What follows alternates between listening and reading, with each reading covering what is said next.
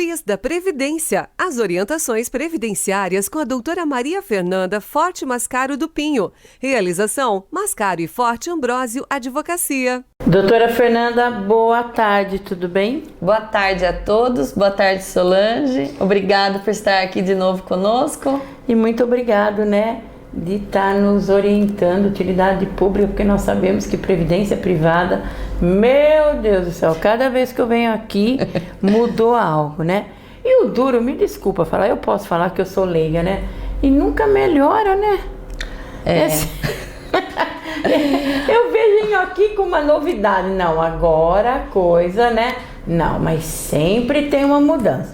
Agora nós vamos falar de revisão do auxílio-doença concedido após a reforma da Previdência Social em 2019, agora que nós já estávamos começando as nossas, utilidade pública aí, gravando, Teve mudança também? Teve, mas não era para ter, viu, Solange? E auxílio-doença, hein? Então, eu falo que a gente toma umas surpresas de repente desse governo que vai emitindo portarias. Você nem tá por dentro do que tá acontecendo. Não, a gente toma susto, viu, Solange? Não tem nem como tá por dentro, porque não tá na lei. De repente, a reforma saiu em 2019. Não gostamos nada dela, porque mexeu com as aposentadorias programadas, gente.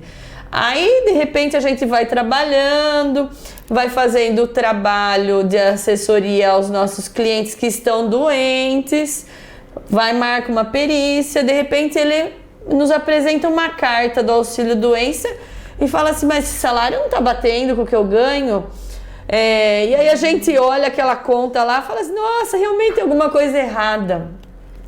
E pasme, Solange, fomos verificar num caso concreto que eu falei assim, não, isso é uma informação de direito público porque a gente já tem, falou disso, a gente tem que levar conhecimento, porque a reforma da Previdência Social, ela fez mudanças drásticas da aposentadoria por idade, a aposentadoria por tempo de contribuição, da pensão por morte.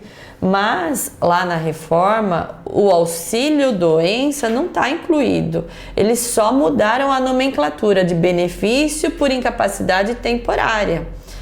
Na questão de cálculo de renda mensal inicial desse benefício, não tem nada previsto lá a respeito disso.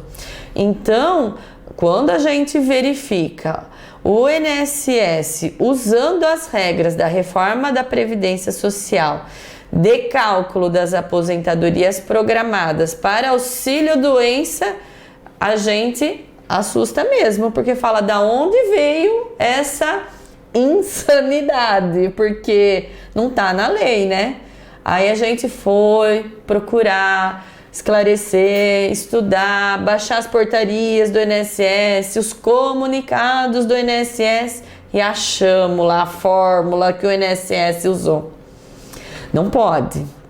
É uma portaria que eu vou falar o número, gravem, e se vocês verificarem isso, tem que ficar atento. Portaria número 450 de 2020. Nossa.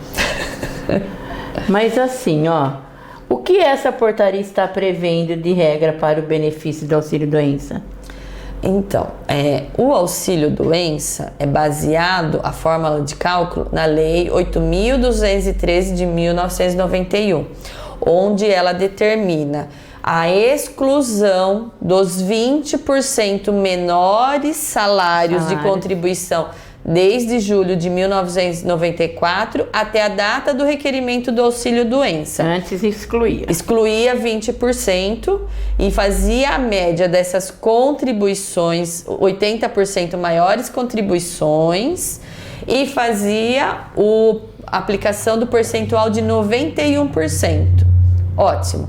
Isso era assim antes da reforma da Previdência para todos os benefícios. Após a reforma da Previdência, as aposentadorias programadas utilizam a média de 100% de todos os salários. E o INSS pegou e incluiu o auxílio-doença nessa portaria 450 de 2020, determinando que o sistema faça essa média de 100% dos salários de contribuição. E não tira o menor. Não tira os 20% menores salários.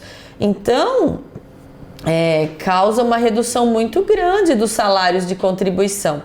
E aí existe também uma outra fórmula de cálculo do auxílio-doença previsto também, que é a média das 12 últimas contribuições antes do requerimento.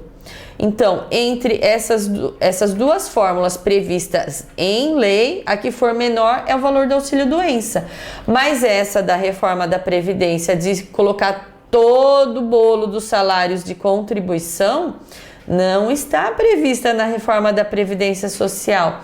Então, uma portaria do INSS não pode escrever mais do que a reforma da Previdência, que é uma emenda à Constituição Federal. A nossa lei maior no Brasil é a Constituição Federal. Nenhuma lei abaixo dela pode pôr regras novas que não está prevista na Constituição. Mas, infelizmente, o INSS expediu essa portaria falando mais do que a reforma da Previdência. Meu Deus. Mas e aí, doutor, o assegurado deve fazer... O que ele deve fazer quando pedir, então, auxílio-doença no INSS? Porque antes era automático. Agora, né? Então, o INSS automaticamente está fazendo o cálculo 100%. Do valor do auxílio-doença, considerando 100% das remunerações. Então, o que o segurado tem que fazer? Quem está nos assistindo, como deve agir? Quem requereu o auxílio-doença deve pegar aquele comunicado de decisão, entrar lá no Meu INSS e puxar a carta de concessão do auxílio-doença e verificar no cálculo do seu benefício se foi aplicada essa portaria 420 de 2020 sem excluir 20% das menores contribuições. Porque na carta de concessão que sai no sistema, se aplicado a lei corretamente, vai aparecer todos os salários descritos de contribuição desde julho de 94 até a data do requerimento. Mas eles fizeram já para quem está aposentado também? Diminuíram? Não, o auxílio-doença é o benefício por incapacidade temporária. É concedido só por alguns meses. Tá, mas assim, quem está recebendo, né? Quem está recebendo desde que foi publicada essa portaria em 2020... pode ter tido essa mudança que reduziu drasticamente o seu benefício de uma forma inconstitucional. Entendi. É ilegal e deve pegar a carta de concessão. E se lá na carta não tiver desconsiderado os menores 20% dos seus salários, tem que procurar. Tem que entrar com um pedido de revisão do benefício por incapacidade lá no aplicativo do Meu INSS, falando que essa portaria não pode ser aplicada ao seu caso, porque a reforma da Previdência não falou de aplicar essa forma de cálculo de renda mensal inicial para o auxílio-doença, ou já entrar com um pedido judicial pedindo para que o juiz declare a inconstitucionalidade dessa portaria que o INSS expediu em 2020, para o juiz determinar que o INSS pague certo o seu auxílio-doença e os atrasados também. E já teve ganho? Já. Nós temos um caso prático no escritório, onde nós tivemos uma sentença confirmando isso, que essa portaria é inconstitucional, que esses artigos 35 e 37, que está previsto nessa portaria, devem ser excluídas do ordenamento jurídico. Gente, então você aí que também está nessa situação, como a doutora Fernanda disse, procure, né, um profissional ou entre, né, em todas essas informações que a doutora Fernanda deu, que você vai rever tudo isso, porque é inconformar. Meu Deus do céu. Não podemos nos conformar a pessoa já tá com um salário pequeno no período que mais precisa, que quando tá doente, já é pequeno, vai ficar mais pequeno ainda. Então, não pode se conformar, né? Se achou estranho aquele valor, já vai num advogado especialista para recalcular esse auxílio doença e reivindicar essa diferença. Não é justo, né? Ele contribuiu, pagou as contribuições previdenciárias, teve a retenção dos valores de seu salário para quando precisasse, no evento da doença, da sua incapacidade de gerar renda, de trabalhar, ter a cobertura social da Previdência Social.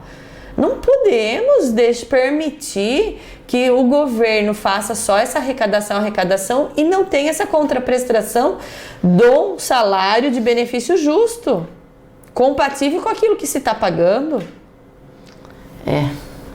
Que pena que às vezes a gente não pode falar tudo aquilo que a gente tem vontade, né? A gente tem que se manter aí. Se manter, mas reivindicar. Sim. Ir lá pedir a revisão do benefício no INSS, acionar o Poder Judiciário, ir lá no juizado da Justiça Federal, reclamar. Falar, não concordo com esse salário, quero o salário que é correto, daquilo que eu paguei de INSS. É como a gente fala, toda quis da Previdência. Nós não sabemos a arma que nós temos na mão. Muitas vezes nós não sabemos usar. É muito mais fácil a gente se acomodar, ficar devendo para os outros e não vai atrás dos nossos direitos, né? E precisa ir, né, doutora? Precisa ir bastante, né? Não podemos deixar esses desmandos prevalecerem. Doutora, acho que não precisamos falar mais nada, né, gente? Se você se encontra numa situação dessa, procura um profissional, né? Procura ver como que tá, e que eu tenho certeza que alguma coisa pode melhorar, né? Obrigada, doutora. Semana que vem tem mais Quiz da Previdência com a nossa querida doutora Fernanda Mascaro. Quiz da Previdência. As orientações previdenciárias com a doutora Maria Fernanda Forte Mascaro do Pinho. Realização: Mascaro e Forte Ambrósio Advocacia.